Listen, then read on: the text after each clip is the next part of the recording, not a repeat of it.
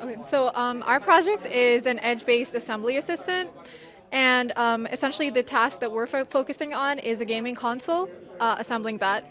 And the goal of this project is basically to help people with inexperience or with cognitive decline, which basically makes certain tasks difficult, like assembling those tasks.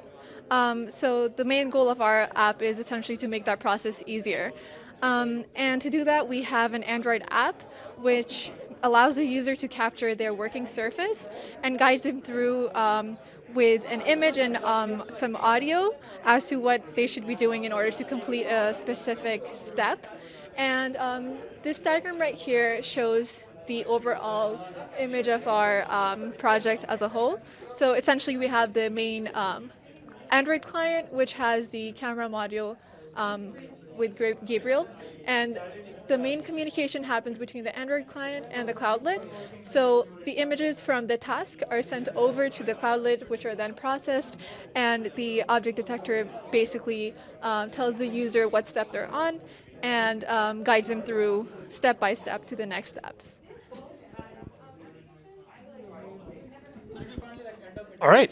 So that's sort of an overview of how this actually works. Posted here are some of the results from our. So one thing we probably should elaborate on is that the neural network that's running here is pegged off an existing state-of-the-art object detector, faster RCNN. So pictured here are some of the loss curves that were generated during the training process. It should be noted that this is a relatively small number of training iterations. The full thing goes for about 25K, but we cut it off at 5K just because the model was actually performing very well on the actual demonstration. So we just decided to cut it off there and use the model at that point. It does look a bit noisy. I will not deny that.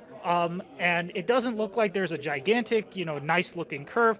But as we will show you, and I do not fib you, that it still works reasonably well, provided the lighting conditions and a couple other things are adhered to reasonably well.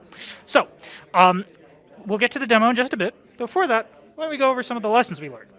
For starters, we were actually pretty surprised because normally when you hear of object detectors or a lot of image classification tasks, you normally hear about tons and tons and tons of training data. But it turns out, for this project, we were actually able to get away with relatively little, on the order of maybe 10 to 12,000 images. We originally started with about 32,000 samples for each steps, which we've roughly described up here. But in the end, we found that this was actually not necessary to achieve reasonably good performance. And it's also worth noting that in the training data that we actually used a very surprisingly few number of large modifications. More specifically, we used only 2 different lighting conditions. This, by the way, is not one of them. And we also used only 2 surfaces. This also is not one of them. So everything you're about to see here is completely new in the wild. And despite that, the performance was still pretty reasonable. The latency was a little bit of an issue if we wanted to do real-time video communication feedback. But once we shifted more towards using an audio-based feedback queue in order to prompt the user to move to the next step, we found that this wasn't actually too much of an issue. The training process itself was occasionally disrupted by things such as power outages, but because we sort of checkpointed the process a bit during the way, it turned out not to be too much.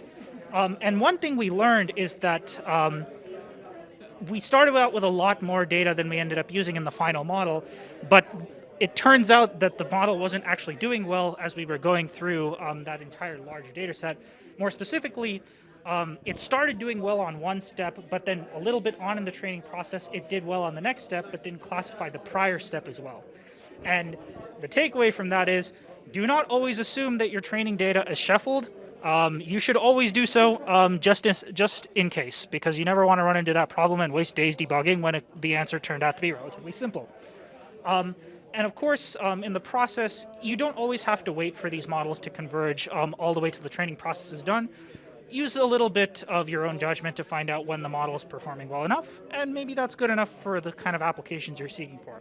Now, I think I've done enough talking. Let's get right into the demonstration. Okay, so what we're going to do is our cognitive assistant is going to walk the user through a four-step assembly task of a controller, starting off with placing the base board on the surface table that's going to be used to build the controller. Go ahead. Begin with a flat surface to assemble the gaming console, then place the base flat on your working surface. Now mount the main board on top of the base board. Next, place the black top cover over the main board.